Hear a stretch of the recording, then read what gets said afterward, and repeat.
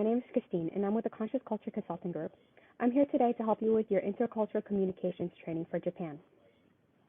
Our goal is to improve cross-cultural communication competency to effectively transition into the Japanese culture and develop meaningful connections for your future business assignments. We will cover many elements of Japanese culture, such as the beliefs, values, history, and identity of the people. These are the aspects of culture that will influence the behaviors we will exhibit in verbal and nonverbal communication. Then we will go over enculturation, which is what a tourist should expect upon arrival and what the current trends are. Finally, we will apply what we discussed into a business setting. Japan is located in Eastern Asia. The capital is Tokyo City, and the official language is Japanese. Japanese culture revolves around respect and maintaining harmony. These aspects are heavily influenced by their major religions, Shintoism and Buddhism, and they are often demonstrated in a business setting as well. A fun fact about Japan is that it is an archipelago, or an island country, made up of 6,852 individual islands.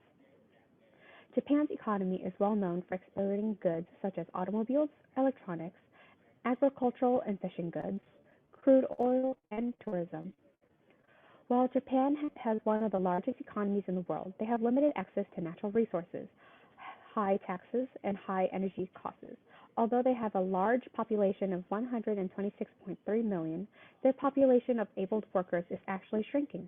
These elements all contribute to a potential drop in their overall competitiveness as a manufacturing destination, despite being known internationally for their advanced research and development capabilities, as well as their leadership in electronics and automotive technologies. The central idea of Japanese identity is derived from Shintoism and Buddhism. Shintoism has existed in Japan for as long as the country itself, while Buddhism was introduced to China and Korea in the 6th century. The Japanese are well known for being very traditional and practicing many rituals and ceremonies throughout the year. Japanese culture values having respect, maintaining social harmony, and working hard to achieve goals.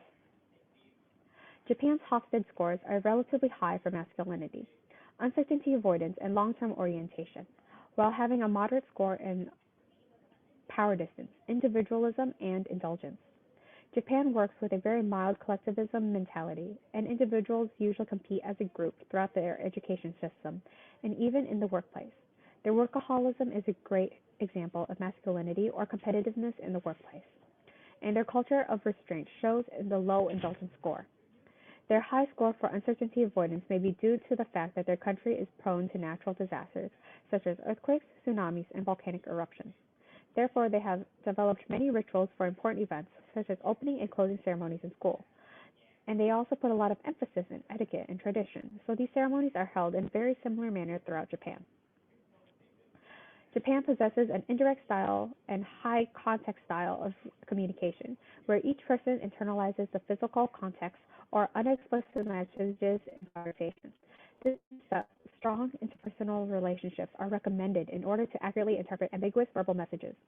Long pauses or silence is even preferred as it shows you are listening attentively on what is being said.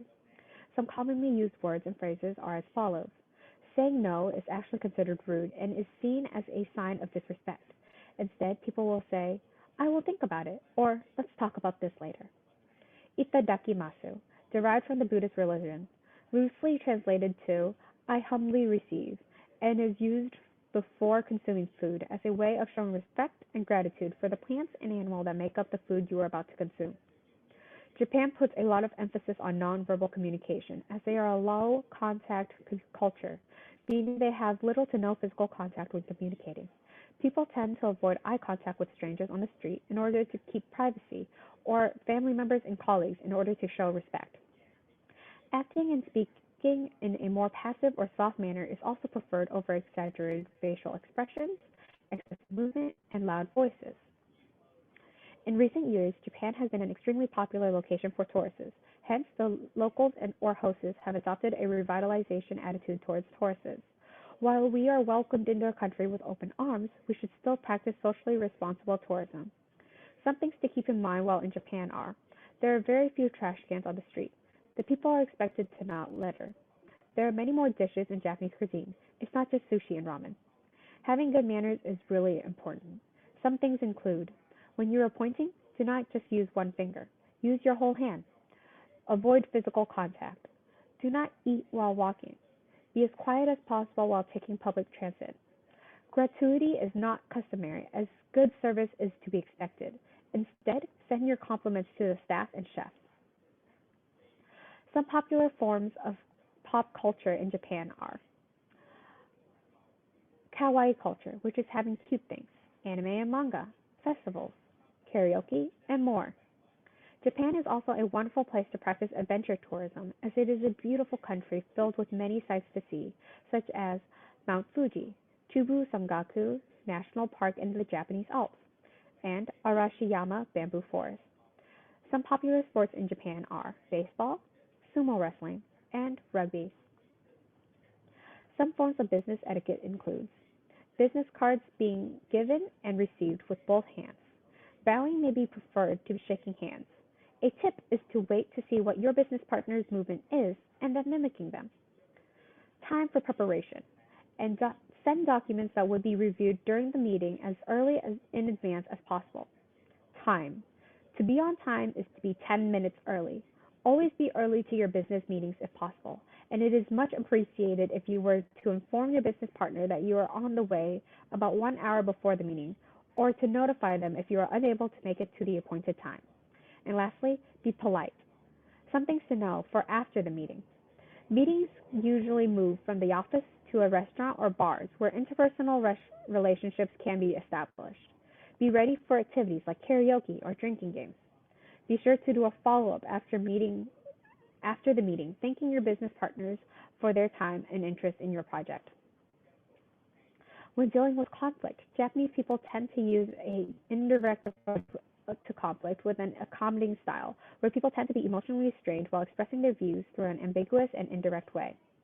They have a culture of restraint and will more often than not try to save face over the relationship.